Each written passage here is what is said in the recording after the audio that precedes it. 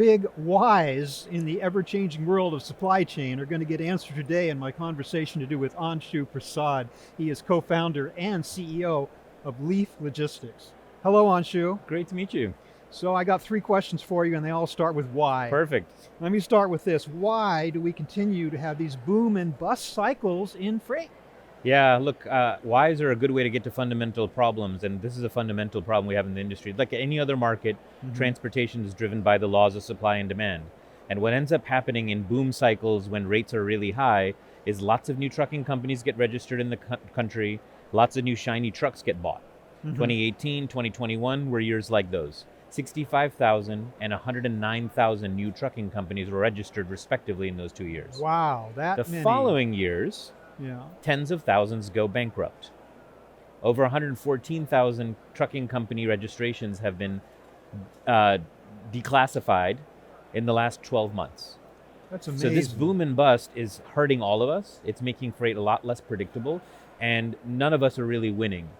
Truck drivers, to kind of put it in clear perspective, since the 70s haven't gotten a real raise in real economic terms. That's just an unfortunate reality that we're all paying for. Well, they had a moment there. I mean, during the boom part, they certainly do profit. But on a very, very, very short-term basis. They get higher rates, they don't necessarily make more money.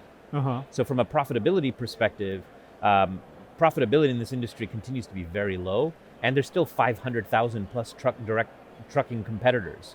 And so they all compete to drive prices down. And are you talking about drivers both, they're employed by companies as well as owner-operators, the whole thing? That's a great question. So there's a huge difference between owner-operators, even drivers driving for big companies, and fleet drivers. Fleet drivers tend to be paid a salary. They're not paid on the number of loaded miles they have. And so as a consequence, the difference in wages annually for a for-hire driver who gets paid by mile and a fleet driver is 2x. $55,000 a year is the average wage for a trucking company, or an independent owner-operator driver, paid per mile, and $110,000 is the posted salary at Walmart for a fleet driver this year. It's twice the money. And that $55,000 has to pay for the equipment and the upkeep, because they all have to bear those costs themselves. Yes. That sounds like barely a living, if at all. It's very, very difficult. And in real terms, they've kind of gotten their wages kind of diminished over the last several years. Yeah. And so, it is an unsustainable reality. And yet we don't learn. I mean, we don't. jump to the conditions of the moment without an eye toward what's going to happen in the next moment. Maybe that's just human behavior. Maybe that's just the economics. It's definitely human behavior. It's reflexive. But there are definitely other examples in other industries that have figured out how to manage through those patterns, to not ride that roller coaster and be surprised by every turn in it. But not this one. Yeah. Okay, second why. Why are there so many empty miles in freight? Well, look, fundamentally, every shipper really cares at the end of the day about their freight, to get their freight from their facility to their customer. And rightfully so, that's their business. But what the truck does before and after is incredibly important to that shipper. They just don't know anything about that, and they have no way to influence it. So to be able to string together multiple shipments is what drives utilization for a trucking company and more loaded miles for their driver. That's what brings reliability to both the demand and the supply side of the industry. But at the end of the day, we're all playing a one-to-one, one to a small handful game in a many-to-many problem. Yeah. Now you're talking about truckload basically when you say that, because LTL, less than truckload, is by definition combining the freight of multiple shippers in one. That's true. trail. LTL is designed with physical infrastructure to consolidate shipments. Yeah. You still have to have enough demand, so you're not running a full truckload with 3 pallets on it. Yeah. And when the empty miles are, I mean, we always know about dead hauling, about backhauling. Yeah. That's when the empty miles certainly do occur, but they also occur in both directions. I mean, They do. There's just too much capacity chasing after too little freight. Well, it's just that demand is not really matched with capacity very well. Demand is really focused on getting their truck from A to B. What the truck does before A and what it does after B is not demand's problem, but it is supply's problem. So finding a way for supply to have a predictable way of keeping the truck loaded and keep the tires turning is a really fundamental problem if you're running a trucking company. Well, this is something we hear a lot about, though. We hear a lot about so-called solutions, load matching services. Yep. You know, ways in which backhauls can be matched with front hauls, or whatever you want to call them. So is there any progress being made in that as a result of these efforts? Yeah, there are two areas where progress has been made, I think. One is in the real-time sort of on-demand nature. Trucking isn't really taxi cabs. Mhm. Most of trucking should be planned out in advance, but fundamentally that real-time matching has gotten better because it's more algorithmic. It's not relying on people with two phones to their ears. But 90+% of the freight should be further planned out. That's what our data are showing us.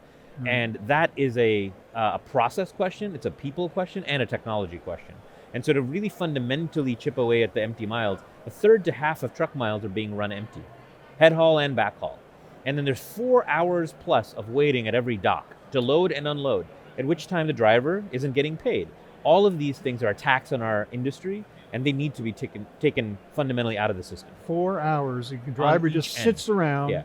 waiting for the truck to get to the dock and load it up. I mean, that is a generally large, a widespread trend. That is an industry statistic. And Uh-huh. MIT did a fascinating study just a few years back that said if you could reduce the dwell, that's what that's called, that waiting time, Yeah. by 18 minutes, it would be the equivalent of unleashing 80,000 drivers worth of capacity into the market. 18 minutes. We're not talking about taking it down from 4 hours to an hour. Wow. Just reducing that wait time on both the load and unload by 18 minutes would be the equivalent of eliminating the driver shortage the ATA tells us we have.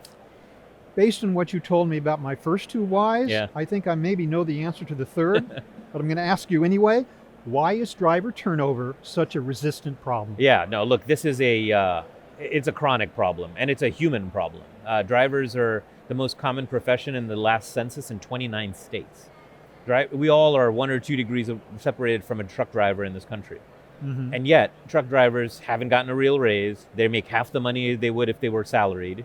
The reason why it's a persistent problem, and I did this work with Walmart some years back, their fleet drivers turn over 6% per annum, 6%, 3% voluntarily, i.e. there's no turnover.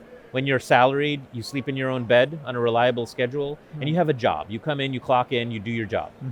The difference in a for-hire market serving Walmart in the same year, the conditions being the same, was 150% driver turnover. So on a given year, 1.5 times the entire driver workforce is being turned over at a trucking company. The search costs, trying to find those drivers, freight so they don't walk down the street to the next trucking company. These are fundamental problems, and the drivers are voting with their feet. So the driver turnover is a huge problem. It is the largest cost after you've got the truck kind of paid for and amortized.